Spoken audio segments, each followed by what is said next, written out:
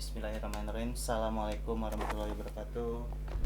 Oke, perkenalkan sebelumnya saya Muhammad Ridwan dan teman saya Muhammad Rehan Utomo.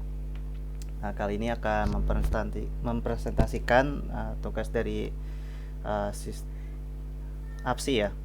APSI. Oke, untuk materi kali ini akan dimulai dari saya. Pertama ini yaitu pengembangan perangkat lunak. Pengembangan perangkat lunak sendiri atau software development merupakan salah satu dari tahap rancangan sistem rinci atau detail dari siklus hidup pengembangan sistem, ya itu bisa disebut System Development Life Cycle atau SDLC atau Software Development Life Cycle, yaitu terdiri dari desain, coding, serta yang terakhir itu adalah testing. Jadi didesain terlebih dahulu, lalu setelah didesain, hasil desainnya tersebut implementasikan dalam bentuk codingan sebuah bahasa pemrograman seperti PHP, Java dan sejenisnya, baru selanjutnya dilakukan testing sehingga si aplikasi bisa diterapkan. Oke, next. Definisi test case. Nah, ini kita masuk ke si case testnya terlebih dahulu. Definisi test case sendiri itu adalah suatu tes yang dilakukan berdasarkan pada suatu inisialisasi masalah, kondisi atau penghasilan telah ditentukan sebelumnya. Jadi misalnya case-nya ini nggak bisa langsung praktekkan, tapi langsung dicari dulu nih case, ada nggak case yang bisa diterapkan pada suatu software tersebut. Kegunaan dari tes case tersebut itu adalah satu, tentu untuk melakukan testing kesesuaian suatu komponen terhadap spesifikasi atau black box testing. Dua, untuk melakukan testing kesesuaian suatu komponen terhadap desain atau white box testing. Jadi keuntungannya seperti itu. Lalu di sini ada testing atau pengujian, proses di mana penguji coba suatu produk untuk melihat apakah ada kesalahan yang terjadi. Proses eksekusi suatu program dengan maksud menemukan kesalahan, serta yang terakhir adalah level testing berhubungan dengan phase atau SDLC, aktivasi testing berjalan seiring phase SDLC. Oke, next.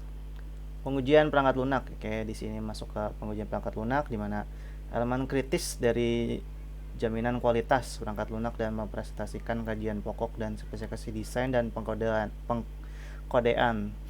Jadi di sini elemen sangat kritis, karena di dalam pengujian ini bakal ditemukan adakah bug atau yang perlu ditambal di suatu aplikasi sebelum dirilis ke publik atau pengguna.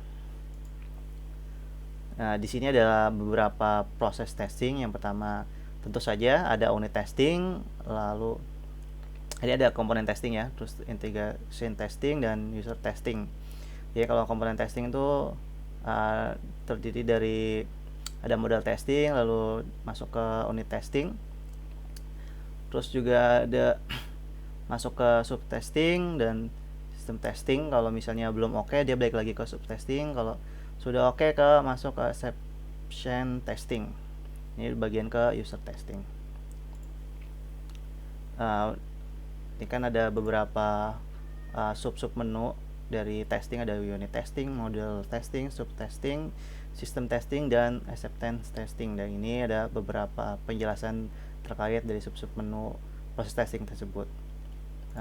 Dimulai dari unit testing. Unit testing adalah komponen-komponen diuji secara individual, pengujian terhadap kode, programan, dan algoritma. Jadi sebelum dirilis ini diuji secara individu ya, dan juga bukan diuji aplikasi saja, beserta juga codingan dan algoritmanya, apakah sudah dengan kaidah yang seharusnya atau ada bug di codingan tersebut, atau misalnya ada salah ketik dan jenisnya.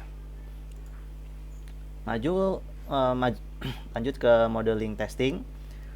Modeling testing adalah pengujian himpunan komponen yang saling berkaitan atau bergantungan. Jadi ini pengujiannya saling berkaitan. Jadi kalau satu aja yang nggak sesuai, jadi nggak bisa dilanjut ke testing selanjutnya.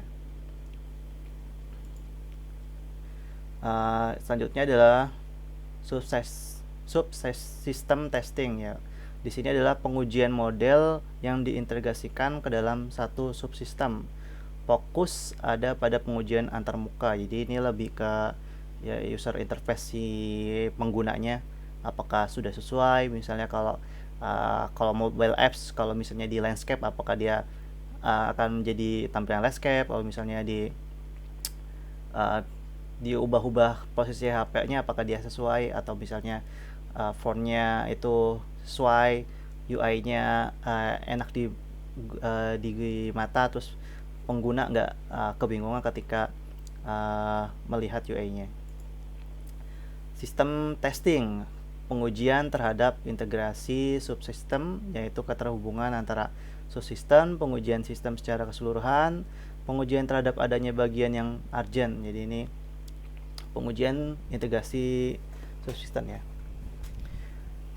Lanjut ke acceptance testing. Di sini adalah pengujian terakhir. Jadi sebelum sistem dipakai oleh user, dan ini finally-nya, sebelum si aplikasi benar-benar bisa digunakan oleh si user, penguji menerima pengguna terhadap perangkat lunak tersebut. Terus dan juga ada validasi terhadap kebutuhan pengguna. Jadi di sini nih peran pengguna sangat diperhatikan sekali. Bukan peran pengguna, tapi pengguna sangat diperhatikan sekali. Soalnya ini bagian finally-nya. Kalau ada cacat dan jenisnya, ini bisa ketahuan di acceptance testing ini. Lanjut ke metode testing ini. Di slide sebelumnya ada white box testing dan black box testing. Ya, di sini penjelasan terkait white box testing, disebut juga glass box testing atau clear box testing, adalah suatu metode desain test case yang menggunakan struktur kendali dari desain prosedural. Pengujian yang digunakan mengetahui cara kerja suatu perangkat lunak secara internal. Pengujian dilakukan untuk menjamin operasi internal sesuai dengan spesifikasi yang telah ditetapkan dengan menggunakan struktur kendali dan prosedur yang direncanakan. Jadi ini lebih ke struktur algoritma dan programmingnya. Jadi si penguji harus tahu nih algoritma yang digunakan seperti apa dari perangkat lunak tersebut. Jadi kalau dia mengetahui, tentu dia bisa melakukan pengujian terhadap algoritma tersebut. Apakah algoritma tersebut benar true atau false. Nah, kalau misalnya false kan bisa dikembalikan lagi ke developernya untuk disesuaikan kembali terkait algoritma dan codingan tersebut. Lanjut ke black box testing. Pengujian digunakan untuk menguji fungsi-fungsi khusus dari perangkat lunak yang dirancang. Kebenaran perangkat lunak yang diuji hanya dilihat berdasarkan keluaran yang dihasilkan dari data atau kondisi masukan yang diberikan oleh fungsi yang ada, tanpa melihat bagaimana proses untuk mendapatkan keluaran tersebut. Dari keluaran yang dihasilkan, kemampuan program dalam memenuhi kebutuhan memakai dapat diukur, sekaligus dapat diketahui kesalahan-kesalahannya. Jadi ini lebih ke UI-nya dan fungsi-fungsi dari suatu aplikasi tersebut. Apakah UI-nya enak dilihat, terus misalnya ketika ditekan itu tidak ada nilai, atau pas misalnya tekan tombol exit, apakah dia langsung keluar aplikasinya, dan sejenis-jenisnya. Ini lebih ke fungsi dari si aplikasinya untuk di pengujiannya. Oke, lanjut ke implementasi sistem. Tahap akhir dalam siklus pengembangan sistem. Ini jadi finally-nya melibatkan pengintegrasian semua komponen rancangan sistem, termasuk perangkat lunak, pengkonversian sistem total, dan operasi. Proses implementasi itu terbagi dua. Pertama tentu perencanaan, dan terakhir itu pengeksekusian.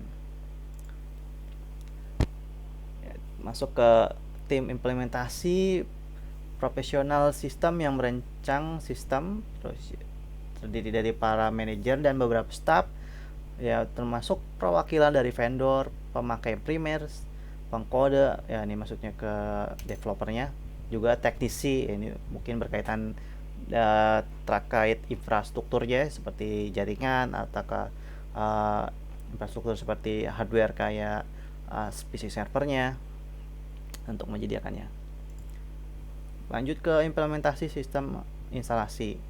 Pengkonversian sistem baru adalah proses pengubahan dari sistem lama ke sistem baru. Jadi kayak migrasi sistem ya, ini dari misalnya sebelumnya menggunakan bahasa pemrograman A misalnya, terus lanjut ke migrasi ke sistem menggunakan pemrograman bahasa B. Seperti itu.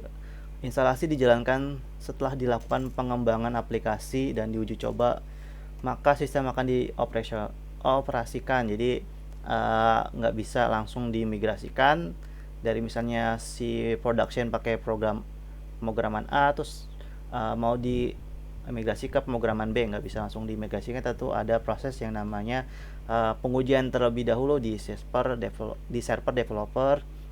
Setelah oke pengujiannya, bisa dinaikkan ke ranah production. Metodenya sendiri ada satu, yaitu konversial atau instalasi langsung, dua instalasi paralel atau bersamaan, tiga itu instalasi fase in atau bertahap, keempat itu konversial atau instalasi pilot. Oke, ini kan dari sebelumnya ada penjelasan terkait metodenya nih. Untuk slide selanjutnya akan menjelaskan terkait 4 metode dalam implementasi ke sistem dari misalnya ini lebih tepatnya ada migrasi sistem dari sebelumnya yang misalnya pakai pemrograman A, dia mau ganti ke pemrograman B yang misalnya lebih terbarukan gitu. Pertama itu instalasi langsung ya. Instalasi langsung itu sistem baru tidak mengganti sistem lama. Sistem lama sepenuhnya tidak bernilai. Sistem baru bersifat kecil atau sederhana. Rancangan sistem baru sangat berbeda dari sistem lama. Jadi kira-kira diagramnya seperti ini. Ya, dia tidak menggantikan sistem lama. Jadi kayak saling berkaitan antara sistem lama dan sistem baru. Soalnya sistem lama itu sepenuhnya tidak bernilai dan sistem baru bersifat kecil atau sederhana, dan rancangan sistem baru sangat berbeda dari sistem lama. Jadi karena dia pakai sistem baru, otomatis dia pakai sistem yang berbeda dengan sistem yang lama. Lanjut ke instalasi paralel atau bersamaan. Memberikan derajat proteksi yang tinggi dari kegagalan sistem baru, biaya yang dibutuhkan cukup besar. Nah, kira-kira untuk diagramnya seperti ini. Ini sistem lama dan ini sistem barunya jika menggunakan metode instalasi secara paralel.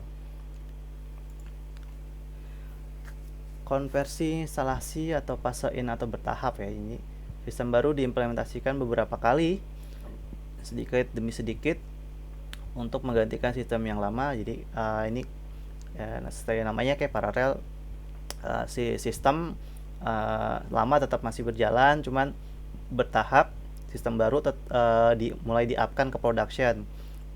Jadi user nggak tiba-tiba kaget terima sistem apa nih, sistem baru. Jadi dia secara bertahap ya, misalnya dikasih beberapa user dulu untuk mencoba sistem baru, baru sedikit sampai akhirnya sistemnya digantikan dengan sistem yang baru. Tentu saja perlu biaya tambahan untuk mengembangkan interface atau template dengan sistem lama. Jadi ya namanya bukan saling sih, karena bertahap tentu kita membutuhkan dua sistem yang berjalanan secara bertahap ya. Misalnya sistem lama karena nggak langsung di shutdown, karena sistem baru nggak langsung tiba-tiba up, tentu saja perlu biaya tambahan untuk menangani dua sistem tersebut. Daya terapnya terbatas, proses implementasi membutuhkan waktu yang panjang, ya tentu saja panjang karena namanya bertahap, belum tentu pas dilempar ke production atau ke public itu si user akan langsung paham dengan sistem yang baru tersebut. Tentu memakan waktu yang cukup lama terkait penyesuaian si klien atau si user untuk menggunakan sistem baru. Kayak ini yang paling terakhir itu instalasi pilot. Resikonya lebih rendah dibandingkan metode konversi langsung, biaya lebih rendah dibandingkan metode konversi paralel. Cocok digunakan apabila adanya perubahan prosedur, hardware dan software. Ini jadi kayak di sistem lama nanti masih digunakan, tiba-tiba langsung dibantu baru dengan sistem yang lebih baru. Nah, ini lebih menguntungkan karena resikonya lebih rendah dibandingkan kompresi langsung, juga lebih rendah juga biaya dari paralel, serta digunakan adanya perubahan prosedur hardware dan prosedur. Ini cocok kalau misalnya ada perubahan prosedur atau hardware atau software dari sistemnya, ini benar-benar berubah sama sekali semua, terbarukan dari sistem sampai hardware. Mungkin ini langsung ganti semua spesifikasi dari servernya, serta menggunakan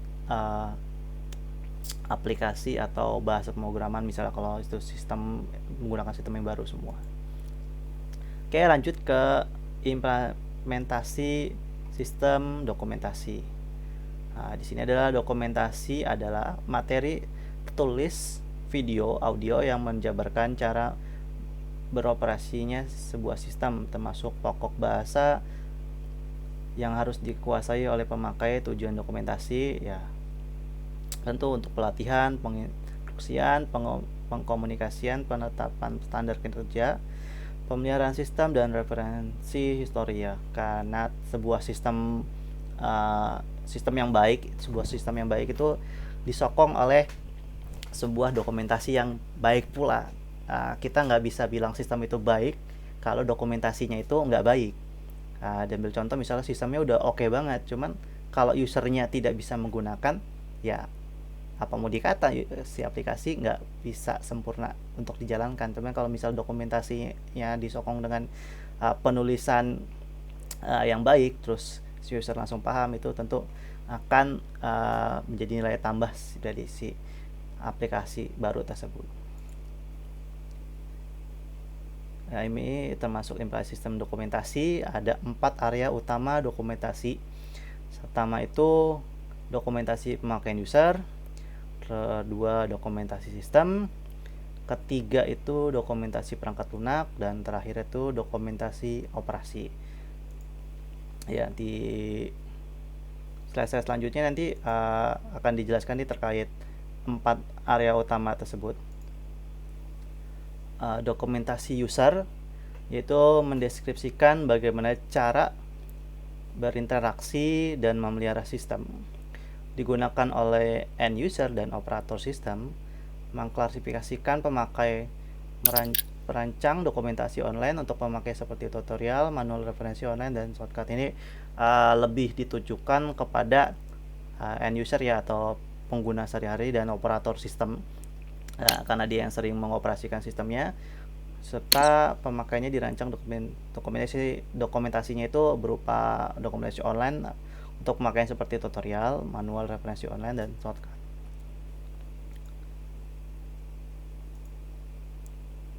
Oke, Mas Ridwan. Ya. Ya, bisa dilanjut, Mas Rian. Terima kasih, Mas Ridwan. Oke, selanjutnya ada dokumentasi sistem ya. Kalau yang tadi dokumentasi user, jadi sekarang dokumentasi sistem. Yang pertama itu gambaran mengenai fungsi sistem, arsitektur, dan detail konstruksi sistem. Digunakan oleh personel untuk maintenance dan developer pengembangan sistem yang akan datang. Jadi ini untuk adminnya ya, untuk mengelola sistem. Yang ketiga, dibuat sebagai produk pengembangan sistem. Jadi isinya ada source code, terus ada analisa dan perancangan modelnya. Dan yang keempat, ada kesalahan dalam membuat dokumentasi sistem. Jika ada kesalahan dalam membuat dokumentasi sistem, maka akan bermasalah ke nilai dari sistem itu sendiri. Jadi ini digunakan untuk admin ya, administrator. Ya, next. Oke. Selanjutnya dokumentasi perangkat lunak. Nah, ini merupakan dokumentasi internal tim yang menangani ya, atau vendor. Dokumentasi yang digabungkan ke dalam coding. Yang kedua, dokumentasi eksternal. Dokumentasi eksternal ini dokumentasi dalam bentuk manual menggunakan form yang berbasis kertas dan diisikan secara manual. Jadi ini biasanya dokumentasinya dibuat oleh tim developer ya. Jadi secara manual diisi. Biasanya isinya adalah coding-coding dari aplikasinya. Oke, dilanjut. Selanjutnya dokumentasi operasi. Dokumentasi yang dibuat dalam bentuk run manual, seperti informasi tentang instruksi khusus yang diindahkan secara abnormal oleh program, pengontrolan program, pesan program, dan tindakan operator yang diperlukan, waktu pemrosesan yang diharapkan, instruksi yang digunakan untuk menyelesaikan form pada printer ya atau pada device output, dan yang terakhir perangkat hardware yang diperlukan. Jadi ini panduan juga untuk admin nanti untuk troubleshoot kalau misalnya ada sesuatu yang kurang pas, itu nanti bisa dilihat dari dokumentasi operasi seperti itu.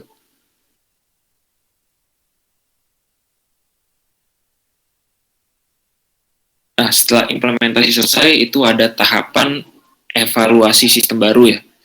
Nah, evaluasi sistem baru ini adalah tahap di mana developer memantau apakah aktual di sini, aktual itu adalah aplikasi yang sudah berjalan ya, aplikasi baru yang sudah berjalan, apakah sudah sesuai dengan yang direncanakan atau belum.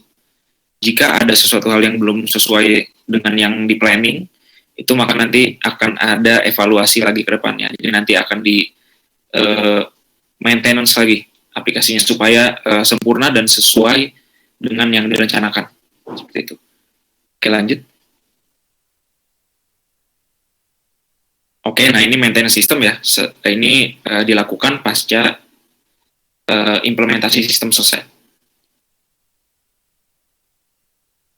Pemeliharaan sistem atau maintenance system digunakan untuk menjabarkan aktivitas dari analis sistem software engineering yang terjadi pada saat hasil produk perangkat lunak sudah digunakan oleh user. Jadi nanti pada saat sudah digunakan oleh user, nanti ada komplain, ada fungsi yang tidak berjalan, maka nanti perlu ada maintenance dari developernya, seperti itu. Oke.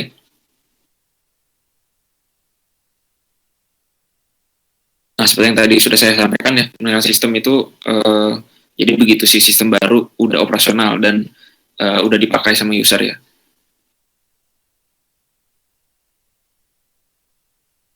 Yang kedua, jenis pemeliharaan sistem. Pemeliharaan yang pertama pemeliharaan korektif, kedua pemeliharaan adaptif, ketiga pemeliharaan penyempurnaan atau perfektif, dan yang keempat pemeliharaan preventif.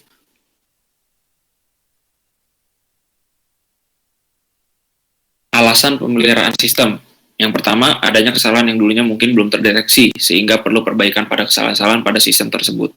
Jadi, biasanya aplikasi itu, supaya ketahuan errornya, harus digunakan dulu oleh user. Walaupun sudah di-testing oleh developer pada saat di awal, cuman biasanya ada error-error yang biasanya ditemukannya pada saat si user itu pakai. Gitu. Makanya perlu ada pemeliharaan sistem. Terus yang kedua, adanya perubahan dari sistem karena permintaan pengguna. Nah, ini biasanya aplikasi sudah jadi, sudah sesuai dengan apa yang direncanakan, tapi dari sisi user sendiri itu mereka berpendapat harusnya tidak seperti ini, harusnya ada fungsi ini, ada fungsi itu. Jadi ini makanya perlu adanya maintenance system. Yang ketiga, adanya perubahan proses bisnis. Nah, ini skema bisnis ya, jadi misalnya ada skemanya yang berbeda dan otomatis itu memerlukan modifikasi di sisi aplikasi, maka maintenance system ini akan diperlukan. Dan yang terakhir, sistem yang digunakan perlu ditingkatkan performanya. Nah, ini juga salah satu alasan kenapa pemeliharaan sistem harus dilakukan. Oke, lanjut.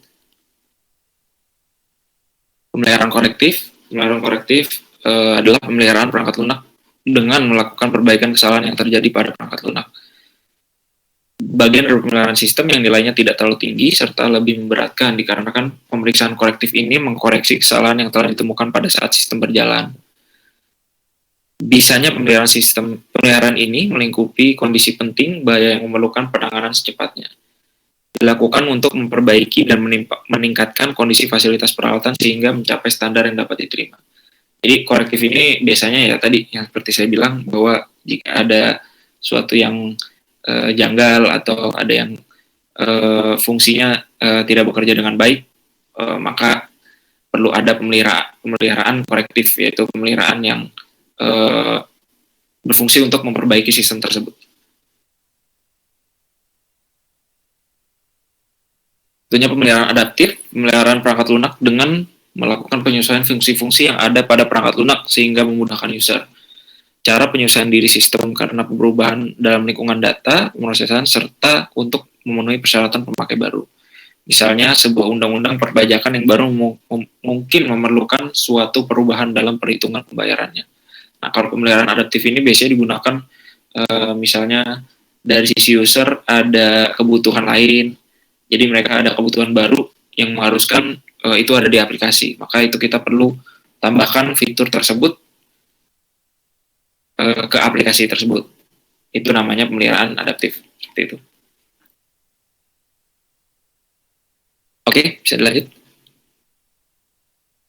Pemeliharaan penyempurnaan atau perfektif. Pemeliharaan perangkat lunak dengan melakukan pengembangan atau peningkatan terhadap perangkat lunak yang telah ada. Kedua, meninggikan kinerja sistem untuk dipelihara. Pada pemeliharaan ini memungkinkan sebuah sistem untuk melakukan pemenuhan persyaratan pemakai yang sebelumnya tidak dikenali. Contoh, kegiatan menyusun ulang software, penulisan ulang dokumen, perubahan format laporan. Nah, kalau penyempurnaan ini berarti menyempurnakan sistem ya, berarti dari sebenarnya tidak ada permintaan dari user, tapi dari sisi developer itu merasa bahwa ini sepertinya bisa dibuat lebih bagus lagi, seperti itu. Jadi makanya diperlukan penyempurnaan. Jadi untuk supaya aplikasinya lebih sempurna lagi, lebih enak untuk dipakainya, sehingga user nanti makin nyaman pakai aplikasinya. Seperti itu. Pemeliharaan preventif. Pemeliharaan perangkat lunak dengan perombakan secara total atau melakukan perekayasaan kembali pada perangkat lunak yang ada. Dikarenakan penemuan kesalahan yang potensial bukan kesalahan fatal, sehingga bila tidak diantisipasi akan berakibat buruk pada sistem tersebut. Metode pemeliharaan untuk melakukan perbaikan dan penggantian part secara berkala berdasarkan waktu atau penggunaan. Metode ini digunakan pada kasus di mana siklus perawatan pencegahan mudah ditentukan dan tidak banyak bervariasi, serta kasus di mana lebih menguntungkan jika penggantian part dilakukan secara berkala tanpa melakukan inspeksi. Nah, kalau preventif ini biasanya perbaikan yang dilakukan sebelum kerusakan itu terjadi. Jadi developer ini dia biasanya tahu ini nanti bakal jadi masalah, makanya dia biasanya menciptakan langkah preventif dengan cara memperbaiki aplikasi itu sebelum masalahnya muncul, seperti itu.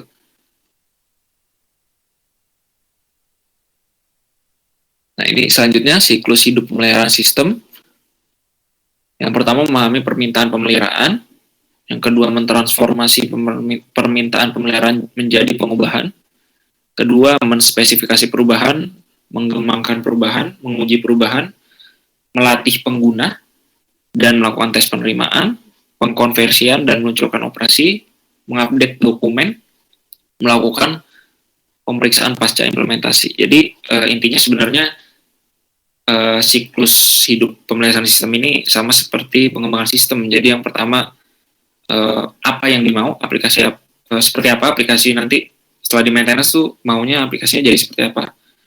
Terus dari permintaannya itu kira-kira nanti aplikasi di programnya itu seperti apa. Terus nanti didefinisikan perubahannya apa saja, dan jangan lupa menguji juga ya perubahannya. Setelah itu seperti biasa memberi edukasi ke pengguna untuk sistem yang baru penggunaannya seperti apa, dan baru melakukan implementasi ke production. Oke, jadi lanjut. Prosedur pemeliharaan sistem. Yang pertama, sistem maintainability. Kemampuan pemeliharaan sistem adalah kapasitas personil pemeliharaan untuk melakukan pemeliharaan korektif, adaptif, perfektif, dan preventif. Nah, untuk maintain sistem ini, maintain aplikasi, perlu adanya tenaga ahli ya. Jadi, misalnya bagian database ada ahlinya sendiri. Jadi orang coding source code-nya itu ada tenaga ahlinya sendiri. Jadi tidak bisa maintenance satu aplikasi itu hanya diserahkan ke satu orang, karena pasti itu hal yang tidak mungkin, karena Tidak mungkin satu orang kemampuannya bisa mencakup semua yang ada di aplikasi tersebut. Maintainabilitas, sistem bertambah jika sistemnya dirancang agar mudah diubah. Nah, kalau ini jadi topologi atau skema sistemnya itu harus mudah untuk ditambahkan klasternya gitu. Jadi jika kita penggunaannya nanti lebih tinggi, maka kita perlu nambah server. Nah, itu skema dan topologinya harus mendukung itu supaya kita tidak perlu rebuild ulang aplikasinya dari awal. Seperti itu. Prosedur peningkatan maintainability, menerapkan SDLC, System Development Life Cycle ya, yang tadi pertama kali sudah disampaikan. 2. Menspesifikasi definisi data standar. 3. Menggunakan bahasa pemrograman standar. 4. Merancang modul-modul yang terstruktur dengan baik, rancangan moduler. Jadi dokumentasinya harus lengkap ya. 5. Memperkerjakan modul yang dapat digunakan kembali. 6. Mempersiapkan dokumentasi standar yang jelas, terbaru dan komprehensif. 7. Menginstal perangkat lunak, dokumentasi, dan soal-soal tes di dalam Central Repository System Case atau CMS. Oke, lanjut. Alat pemeliharaan sistem, case tools yang digunakan untuk membantu pemeliharaan sistem dari sistem lama ke dalam sistem baru adalah yang pertama rekayasa maju, forward engineering, yang kedua rekayasa mundur atau reverse engineering, yang ketiga rekayasa ulang atau re-engineering, yang keempat restrukturasi atau restructuring, kelima sistem pakar pemeliharaan, maintenance expert system. Ya, yang dimaksud rekayasa maju, proses tradisional pemindahan dari logika dan abstraksi tingkat tinggi, perancangan implementasi yang independen untuk implementasi fisik dari sistem. Forward engineering mengikuti urutan kebutuhan melalui perancangan implementasinya. Lanjut. You are now muted. Lanjutnya rekayasa mundur. Proses menganalisa suatu sistem untuk mengidentifikasi elemen-elemen sistem dan antar hubungannya berdasarkan sistem yang ada, serta untuk menciptakan dokumentasi dalam tingkat abstraksi yang lebih tinggi dari sekarang. Untuk mendapatkan gambaran proses pengembangan sistem dari awalnya, tidak mengubah fungsionalitas sistem yang ada, diterapkan untuk sistem yang tidak ada dokumentasinya. Oke, lanjut. Ini gambaran rekayasa mundur ya. Jadi dari fase implementasi malah mundur ke fase disalin. Fase disalin ini jadi kita clone aplikasinya untuk kita lakukan maintenance menggunakan rekayasa mundur ini. Terus nanti baru dianalisis, baru nanti ke tahap perencanaan seperti apa, baru nanti dilihat kekurangannya apa aja di situ.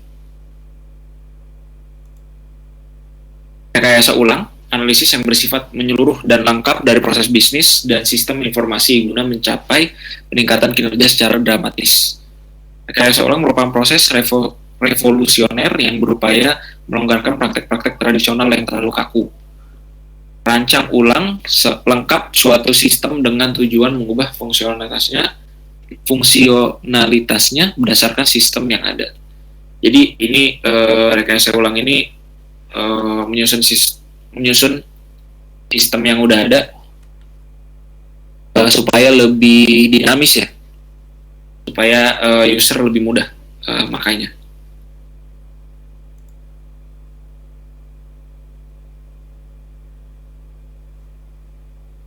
Kalau rekayasa ulang jadi gabungan dari rekayasa maju sama rekayasa mundur ya. Jadi rekayasa mundur kan tadi sampai perencanaan, dilihat apa saja kekurangannya, terus dia rencanakan lagi, tapi dengan menghilangkan kekurangan-kekurangan yang ada di rekayasa mundur, lalu dipraktekkan sampai dengan fase implementasi. Nah, supaya sistemnya benar-benar sempurna dan tidak ada kekurangan yang sebelumnya ada di sistem yang lama. Seperti itu.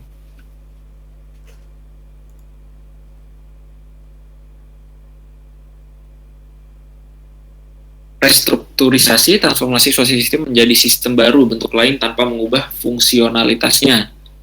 Jadi kalau ini fungsinya fungsi aplikasinya tetap, tapi biasanya tampilan bentuknya itu yang berubah, user interface-nya yang berubah. Dan ini kalau dilihat tahapannya, jadi dia tidak langsung ke fase perencanaan, tapi dia lihat dulu fase implementasi, dia perbaiki dulu yang di sini, nanti baru dia mundur. Jadi bertahap ya. Jadi nggak seperti yang fase mundur atau fase maju, dia kan langsung dari belakang langsung ke depan seperti itu. Ini jadi dicek dulu di fase implementasi apa yang kurang seperti itu. Oke, lanjut.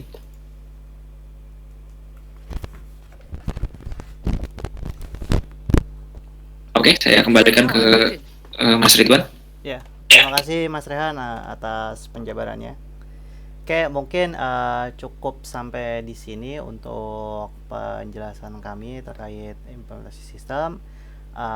Kurang dan lebihnya mohon dimaafkan. Akhir kata, wassalamualaikum warahmatullahi wabarakatuh. You are now muted.